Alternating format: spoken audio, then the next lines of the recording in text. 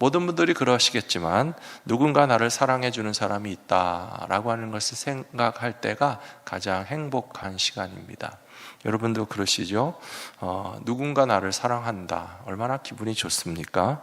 그리고 그것은 단지 기분만 좋은 것이 아니고 사람이 살아가는 데 있어서 꼭 필요한 것이 있으니 그것은 누군가 날 사랑한다라고 하는 사실이 있어야만 살아갈 수 있는 것이 사실입니다.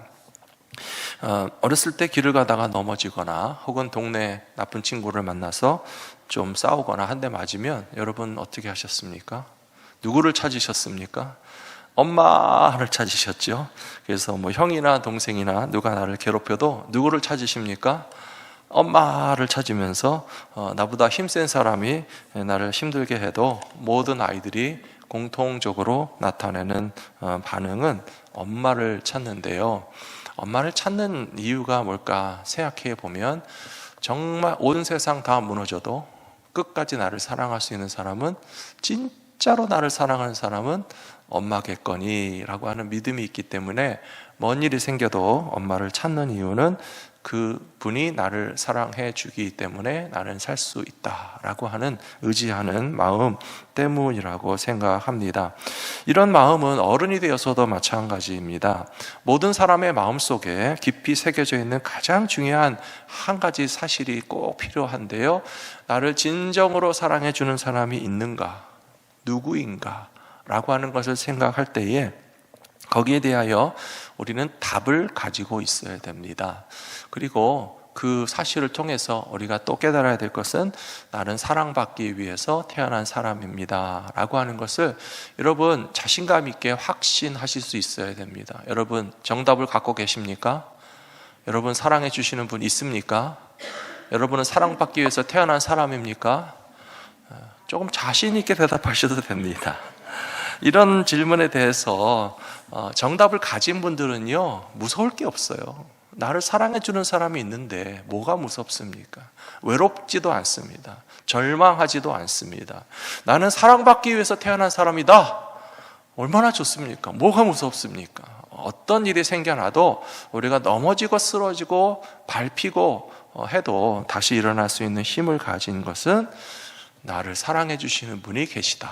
나는 사랑받기 위해서 태어난 사람이야 라고 당당하게 답변하실 수 있으셔야 되는데요, 혹시라도 나는 아무도 날 사랑해 주는 사람 이 세상에 없는 것 같고 나는 사랑받기 위해서 태어났다라고 하는 사실을 내 스스로가 도저히 받아들일 수가 없다라고 생각한다면 가장 불쌍한 사람이고 너무 마음 아프고 슬픈 일이 아니겠습니까? 그래서 저는 먼저 여러분들에게 성부, 성자, 성령 하나님께서 우리를 얼마나 사랑하시는지 오늘 설교 시간, 예배 시간 내내 같이 묵상하셨으면 좋겠고요. 그래서 반드시 우리를 사랑하신다라고 하는 하나님의 음성을 들으실 수 있는 이 자리에 계시는 모든 성도님들 다 되시기를 축복합니다. 설교를 시작하기 전에 잠깐 여러분들 눈 좀 감아 보십시오. 눈을 다 감으십시오. 눈 뜬 분이 있는지 없는지 제가 보겠습니다. 눈을 다 감으시고 잘 들어보십시오. 주님의 소리를 들어보라, 들어보라, 들어보라.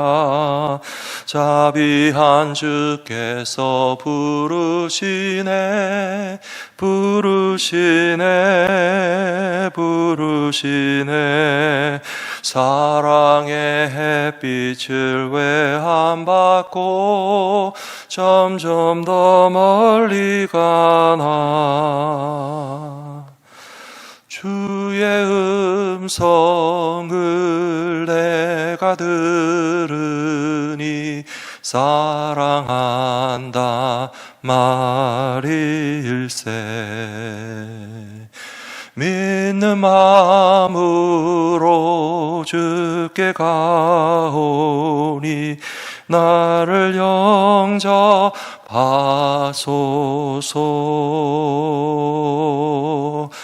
날 사랑하신, 날 사랑하신, 날 나를 사랑하심 성경에 써 있네. 오늘은 예배 끝날 때까지 눈 감고 계셔도 제가 이해해 드리겠습니다. 주님의 음성을 귀 기울여 들어보면요, 우리를 사랑한다는 말씀으로 가득합니다. 성경 책에도 가득하고 찬송가에도 가득하고, 제가 설교를 준비하면서 찬송가를 찾다 보니까요, 끝도 없겠더라고요. 그래서 오늘은 설교는 안 하고 찬송가만 부를까 하다가 그러면 안 될 것 같아서 이 정도만 했고요. 우리를 사랑하시고 날 사랑하신다는 하나님의 음성을 찬양과 말씀 가운데 들으시면서 오늘 말씀 또 함께 나눠주시기 바랍니다. 첫 번째로, 하나님께 속한 사람들은 하나님의 사랑을 깨달을 수 있습니다. 하나님의 사랑을 알 수 있고 느낄 수 있다라고 하는 뜻입니다. 요한 1서 4장 7절에 보시면, 사랑하는 자들아 우리가 서로 사랑하자. 사랑은 하나님께 속한 것이니 사랑하는 자마다 하나님으로부터 나서 하나님을 알고, 사랑하지 아니하는 자는 하나님을 알지 못하나니 이는 하나님은 사랑이심이라 라고 되어 있습니다. 여기 4장 7절과 8절의 말씀에서 우리가 서로 사랑하자라든지 사랑하지 아니하는 자는 하나님을 알지 못한다 하는 말씀에 주목하시기보다, 오늘 좀 주목해야 될 포인트는 하나님은 사랑이시다 라고 하는 이 명제입니다. 하나님은 사랑이시다. 하나님이 사랑이시다라고 하는 것이 무엇을 의미하는지 제가 오늘 설명드리고 싶어서 말씀을 준비했습니다. 이 세상에서 가장 좋은 것이 있다면 무엇일까? 저는 사랑이라고 생각합니다. 이 세상에서 가장 복되고 귀하고 좋은 것, 감사한 것이 있다면 무엇일까? 저는 사랑이라고 생각하는데요. 그런데 참 사랑이라고 하는 것은 하나님 그 자체가 되신다는 거예요. 하나님이 사랑이시다. God is love. 하나님이 사랑이시다 라고 하는 그 사실을 조금 묵상해 보시지 않을 겁니다. 사람이 살면서 음식보다도 사실은 더 필수적으로 중요한 것은요, 물입니다. 물이 없으면 우리는 아마 일주일도 살지 못할 텐데요, 이 물은 어디서 나온 물이라고 이렇게 레이블이 붙어 있어요. 정말로 거기서 퍼왔는지 모르겠지만, 그런데 우리가 정말 생명수가 되는 물이 더 맑고 깨끗한 곳을 찾자면요, 거슬러 올라가야 됩니다. 샘의 근원을 찾아가야 됩니다. 그래서 샘에서 흘러나온 시냇물이 강이 되고 강물이 커지고 큰 바다로 가게 될 때에 사실 맨 끝에 있는 물은 별로 깨끗한 물이 아니라는 사실을 아시잖아요. 거슬러 올라갈수록, 근원으로 갈수록 물이 솟아나는 그 최초의 발원지 생수의 근원에 가서 보시면 가장 오염되지 않은 깨끗한 물을 찾을 수가 있는데, 하나님이 사랑이시다라고 하는 것도 같은 뜻입니다. 사랑이 다 좋은 것이지만요, 사랑이 또 흘러내려가면서 오염됩니다. 사람들이 오염시켜요. 그래서 생수의 근원보다는 맨 끝에 바다로 들어가는 물은 오염되고 뒤섞이고 더럽고 마실 수 없는 물이 되어 있지만, 그러나 그 물의 근원을 찾아가면 생수의 근원이 나오는 것처럼 사랑도 그렇다는 거예요.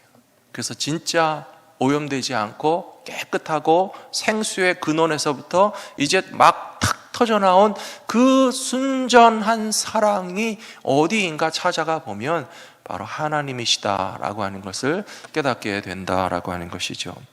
어떤 사람은 사랑이 밥 먹여주냐라고 생각하면서 나는 금덩어리가 좋다라고 생각하실 수 있겠어요. 금도 귀한 것입니다. 값이 비싸죠. 하지만 어디 길을 가다가, 산을 가다가 금 조각을 주웠다고 생각해 보세요. 지금도 미국의 곳곳에서 금을 캐는 사람들이 있습니다. 또 사금을 거르기 위해서 이렇게 홍수나 비가 내리고 나면 금이 원래 나오던 지역에 가서 열심히 흔들어 대면서 금을 캐내시는 분들이 있는데요, 그렇게 밖으로 드러낸 금이 아니라 땅속에 묻힌 금이라고 생각해 보십시오. 여러분, 그냥 길 가다 주운 조그만 금 조각 하나에 만족하실 수 있겠습니까? 땅을 파면 금이 나온다면 여러분 어떻게 하시겠습니까? 가만히 계실 수 있겠어요? 땅을 파면 금이 나오는데 금맥을 찾아야죠.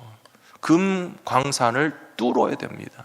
그리고 그 금이 더 이상 나오지 않을 때까지 깊고 깊은 속을 뚫고 파고 내려가서 그 금 광맥에서 그 금을 탁 뽑아내려고 할 텐데요, 하나님의 사랑도 그렇다는 거예요. 우리가 살면서 사랑을 조금 맛보고 길 가다가 금조각을 주는 것처럼 그냥 조금 경험한 금으로서, 사랑으로서 만족할 수 없기 때문에 오늘 하나님의 사랑을 묵상해 보시라는 거예요. 예수님의 사랑을 묵상해 보시라는 거예요. 성령님의 사랑을 묵상해 보시라는 거예요. 이것은요, 금 광맥을 캐시라는 겁니다. 금 광산을 뚫으시라는 겁니다. 하나님께서 우리에게 얼마나 어마어마한 사랑을 주시기 원하시는지를 묵상을 통해서, 말씀을 통해서, 깨달음을 통해서 하나님 사랑의 깊고 깊은 그 금 광맥의 깊은 곳을 우리가 캐고 들어가면 하나님께서 우리에게 쏟아 부어주시는 사랑이 금보다 귀하고 가장 귀한 사랑인 것을 맛보실 수 있는 저 여러분들이 다 되실 줄로 믿습니다. 문제는 하나님의 형상대로 지음받은 우리들이 하나님의 사랑에서부터 단절되고 멀어져 있다라고 하는 사실입니다. 그것은 아담과 하와 이래로 모든 사람에게 똑같은 형편입니다. 하나님께서 우리를 왜 만드셨을까? 여러분 생각해 보셨습니까? 나는 여기 왜 태어났나? 그런 생각도 해보셨습니까? 그때 아마 부모님에게 물어보고 싶거나 따지고 싶으신 분도 있으셨을 거예요. 엄마 아빠 나를 왜 낳으셨습니까? 행복하면 그런 소리 안 할 텐데, 좀 불만이 있거나 힘들거나 괴로운 일이 있으면 나는 왜 태어났나 하는 생각을 할 수 있을 거예요. 우리 부모님들이 대답하실 말은 뻔합니다. 널 사랑하니까, 너를 사랑하기 위해서, 너는 이 땅 위에 사랑받기 위해서 존재한다. 하나님의 말씀도 똑같습니다. 우리는 사랑받기 위해서 태어난 사람들이라고 하나님은 성경을 통해서 말씀하고 계시고요, 또 찬양 가사에 보시면 지금도 그 사랑 받고 있다라고 되어 있습니다. 문제는 아담과 하와가 너무 일찍 하나님 아버지의 마음을 아프시게 했습니다. 2대 3대 흘러내려간 것도 아니고 하나님께서 아담과 하와를 만들어 놓으시자마자 그들의 인생의 당대에 벌써 하나님의 마음을 아프시게 하고 에덴 동산에서 쫓겨날 수밖에 없었습니다. 입장을 바꿔놓아서 생각해 보십시오. 하나님의 마음을 생각해 보시라는 거예요. 우리가 누군가를 사랑하는데 사실 우리에게 가장 큰 상처를 줄 가능성이 있는 사람은 누군가 하면요, 우리가 사랑하는 사람이에요. 우리가 사랑하지 않는 사람이라면 그 상처가 오히려 견딜만 합니다. 욕할 수도 있고요, 미워할 수도 있고요, 네가 날 안 사랑하냐? 나도 너 안 사랑하면 그만이다 라고 할 수 있기 때문에 우리가 안 사랑하는 사람에게 당하는 것은 그리 아프지 않아요. 그런데 우리가 정말 사랑하는 대상에게서 우리가 상처받을 때에 우리 마음이 참 크게 아프고요, 그뿐만 아니라 더 나아가서 사랑하는데 사랑할 수 없을 때, 내가 사랑하는 사람이지만 사랑할 수 없을 때에 우리의 마음은 훨씬 더, 어떻게 보면 이 사랑이라고 하는 것을 바글바글 자글자글 쪼글쪼글 끓여서 막 달여서 액기스를 만들듯이 사랑을 쏟아내야 되는데 사랑을 주지 못해서 속에서 이렇게 끓는 마음은 정말 진한 사랑의 농도가 느껴지는 것 같은데요, 지금 저는 하나님의 입장에서 말씀드리는 거예요. 아담과 하와를 사랑하기 위해서 만드셨고 에덴 동산에서 함께 계셨어요. 그런데 아담과 하와가 에덴 동산에서 살 수 없어서 쫓겨날 때에 하나님 마음이 어떠셨겠습니까? 아이, 속 시원하다 그랬겠습니까? 이제 꼴 보기 싫으니까 안 보면 그만이다 라고 했겠습니까? 아니에요. 여전히 사랑하시는데, 사랑하는 아담과 하와와 모든 인간 세상과 저 여러분을 사랑하시는데 사랑하실 수 없는 하나님의 마음은 너무 아프신 거예요. 그래서 잘한 게 뭐가 있다고 쫓겨나는 아담과 하와에게 가죽 옷을 입혀서 내보내셨어요. 잘한 게 뭐가 있다고 하나님의 사랑받을 자격을 잃어버린 사람들을 위해서 독생자 예수 그리스도를 보내주셨어요. 저와 여러분에게도 하나님의 그 사랑은 변함이 없으시기 때문에 우리를 사랑하시는 하나님의 사랑은 얼마나 놀라운 사랑인지 오늘 한번 잘 묵상해 보시기 바랍니다. 너무나 잘 아시는 말씀 요한복음 3장 16절 17절에 보시면 하나님이 세상을 이처럼 사랑하사 독생자를 주셨으니 이는 그를 믿는 자마다 멸망하지 않고 영생을 얻게 하려 하심이라.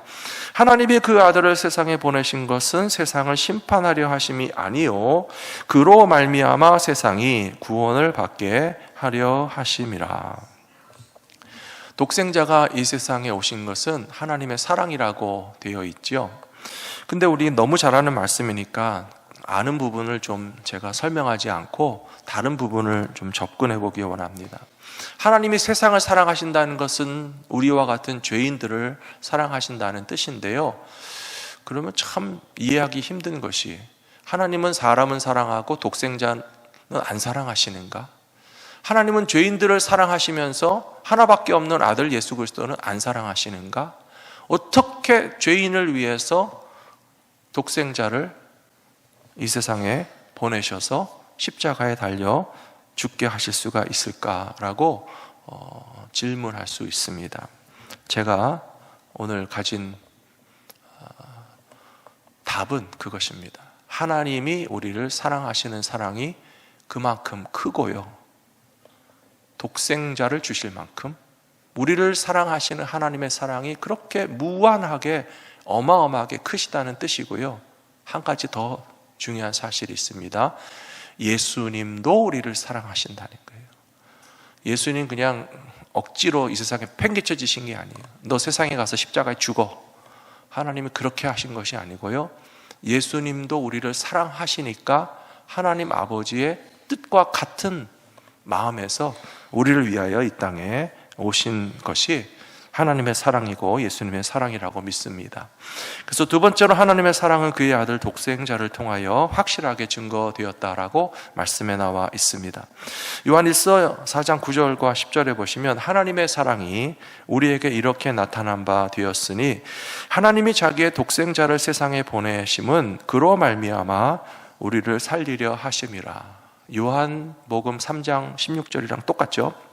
10절에도 보시면 사랑은 여기 있으니 우리가 하나님을 사랑한 것이 아니요 하나님이 우리를 사랑하사 우리 죄를 속하기 위하여 화목제물로 그 아들을 보내셨음이라, 그렇게 되어 있습니다. 우리가 하나님 사랑하는 것은 아무것도 아니에요. 그러나 하나님은 우리를 정말 사랑하세요. 하나님이 우리를 어떻게 사랑하시는지를 증명해내는 가장 확실한 증거는 우리 죄를 용서하시기 위하여 독생자 예수 그리스도를 십자가의 희생 제물로 보내신 것이 하나님의 사랑의 증거라고 하는 사실입니다. 저는 그래서 하나님의 사랑을 조금도 의심하지 않습니다. 하나님의 사랑을 하나도 작게 생각할 이유가 전혀 없어요. 하나님의 사랑이 얼마나 큰지를 우리는 상상할 수 없을 뿐이지, 하나님의 사랑은 정말 우리의 상상을 초월하고 표현할 수 없는 그런 어마어마한 사랑이신 것이 분명합니다. 다 알 수 없어서 조금 알 수 있게 해주신 부분이 예수님의 모습이라고 생각합니다. 예수님께 사랑받던 사람들을 한번 떠올려 보시기 바랍니다. 그들에게는 아주 희한한 공통점이 있습니다. 뭐냐 하면 나는 사랑받지 못하는 존재다라고 하는 의식에 눌려 살았다는 거예요. 그 당시에는 병든 사람을 가리켜서 죄가 많은 사람이라고 생각하는 선입견이 지배하고 있던 시대입니다. 특별히 문둥병과 같은 질병은 천형으로 여겨서 제가 어렸을 때만 해도 문둥병자들이 서울 시내에 돌아다니면서 뒷집마다 복저리 팔면서 찾아왔거든요.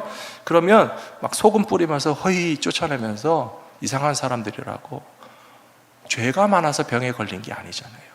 그런데도 불구하고 2000년 전 성경의 시대에는 문둥병 걸린 사람은 모든 사람이 다 생각하기를 저 사람은 병에도 걸렸고 우리와 같이 살 수 없는 존재이고 죄가 많으니까 하나님께 저주받은 사람들이라고 하는 선입견으로 그들을 콱 억누르고 있었어요.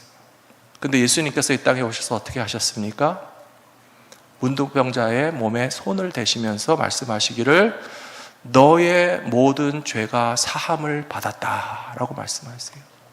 예수님께서 사랑을 표현하시는 방법은 놀랍습니다. 몸의 병을 고치시고요, 마음의 상처를 치유하시고요, 영적으로 하나님 앞에서 나 같은 죄인은 살아야 할 가치가 없다라고 생각하는 사람들의 마음을 확 뒤집어 놓으시는 예수님께서 너의 죄가 사함 받았다, 제일 중요하니까 그 말씀하시는 거예요. 중풍병자에게 말씀하시기를 너의 죄가 사함받았다. 그것이 더 중요합니다. 혈루증 앓던 여인에게 예수님이 말씀하시기를 너의 믿음이 너를 구원하였으니 이제 평안히 가라 라고 말씀하시는 것은 몸의 병도 고쳐야 되고 마음의 상처도 치유해야 되지만 우리의 영혼이 하나님 앞에서 죄인으로서 감히 설 수 없는 자들을 뒤바꿔 놓으시고 하나님의 사랑받는 자녀로 회복시키기 위하여서 예수님께서 행하신 십자가의 사역이신 것을 기억할 때에 우리들 자신이 얼마나 하나님께 사랑받는 자인 것을 잊지 말고 살아가시는 저와 여러분 모두가 되시기를 축복합니다. 세 번째로 삼위일체 성령님께서 우리는 하나님의 사랑 안에 살고 있음을 깨닫게 해 주십니다. 요한일서 4장 13절에 보시면 그의 성령을 우리에게 주심으로 우리가 그 안에 거하고 그가 우리 안에 거하시는 줄을 아느니라 라고 되어 있습니다.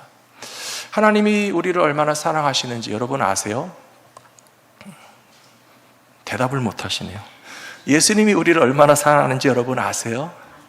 예, 그냥 아멘이면 답니까? 하나님이 우리를 얼마나 사랑하시는지요? 우린 잘 몰라요. 정말 몰라요. 하나님이 우리를 얼마나 사랑하시는지 예수 그리스도 아들의 생명을 주실 만큼 사랑하셨다 그러면 뭐 표현이 사실은 불가능한 거잖아요.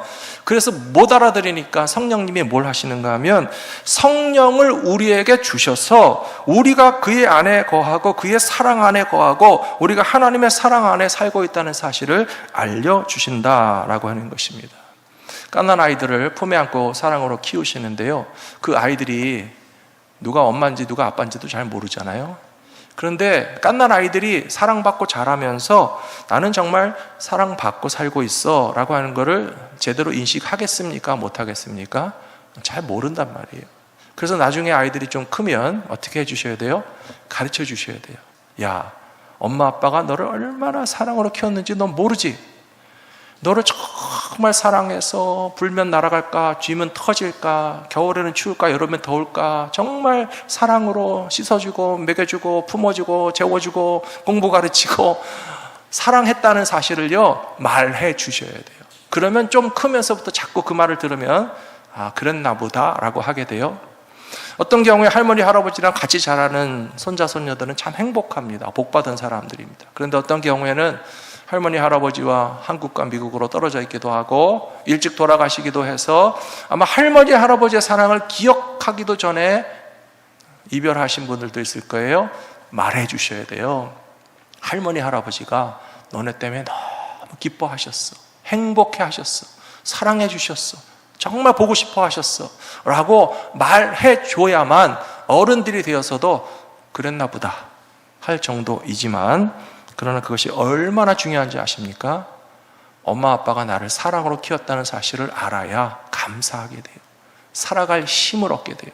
할머니 할아버지가 나를 사랑하셨다는 것을 나중에라도 깨달아야만 마음의 행복감이 차오르고 내가 무슨 일이 있어도 세상에서 누가 나에게 무슨 소리를 해도 나는 살아가야 할 가치가 있는 존재라고 하는 것을 깨닫게 되는 것처럼 오늘 말씀해 보니까요, 성령님께서 우리에게 가르쳐 주신다고 되어 있어요.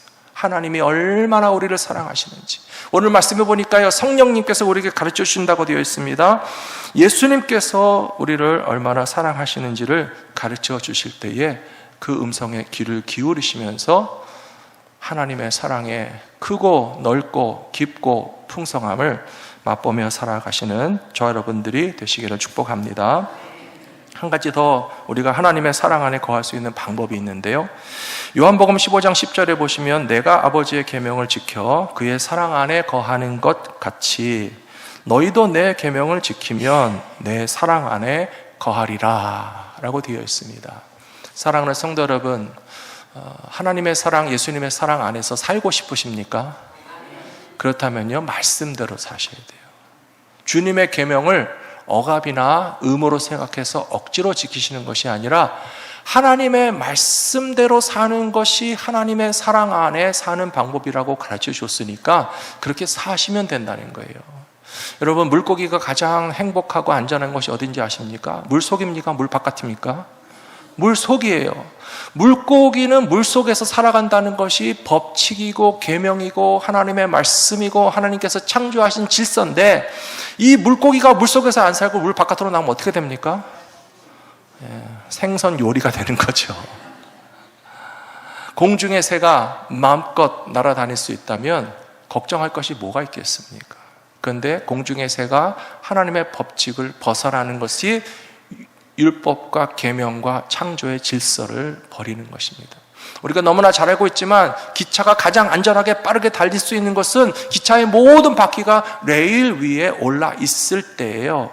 그런데 아무리 좋은 기차를 만들어놔도 그 기차에서 레일이나 바퀴가 하나만 레일에서 떨어지면 그걸 뭐라고 부릅니까? 탈선이라고 해요. 영어로는 derailed라고 말해요. 레일에서 떨어진 기차 바퀴는 그 기차 하나가 꼼짝 못하게 되고, 만일에 움직이는 중이었으면 충돌 사고가 나고 더 힘을 받았으면 그 기차들이 다 엉키고 뒤집어지는 것처럼 하나님의 말씀 가운데 살아야만 한다고 하는 이야기는 바로 물고기는 물속에, 새들은 공중에, 기차는 기차 레일을 벗어나지 않고 살아도 그것이 가장 안전하고 가장 행복하고 하나님의 사랑 가운데 거할 수 있는 것처럼 진정으로 하나님의 사랑 가운데 살기를 원하시거든 뭐라고 되어 있습니까? 요한복음 15장 10절에서 내가 아버지의 계명을 지켜 그의 사랑 안에 거하는 것 같이 너희도 예수님의 계명을 지켜 살면 주님의 사랑 안에 거하며 살아가실 수 있는 믿음의 사람들이 다 되실 줄로 믿습니다. 베드로와 예수님의 모든 제자들, 사도 바울과 같은 사람들은요, 예수님과 한 번 만났던 그 사랑의 기억을 평생토록 잊지 않고 살았어요. 저는 그런 생각도 해봤습니다. 제가 지금 태어나지 않고 2000년 전에 태어나서 예수님을 직접 만날 수 있었다면 얼마나 좋았을까. 그러면 예수님의 말씀도 듣고 예수님이 병 고쳐주시는 역사도 바라보고 예수님과 함께 따라다니면서 복음도 전하고 했을 텐데, 제가 너무 늦게 태어나가지고 예수님을 본 적도 없기 때문에 좀 아쉽다 하는 마음을 가질 때도 있었지만, 그러나 저만 그런 게 아니더라고요.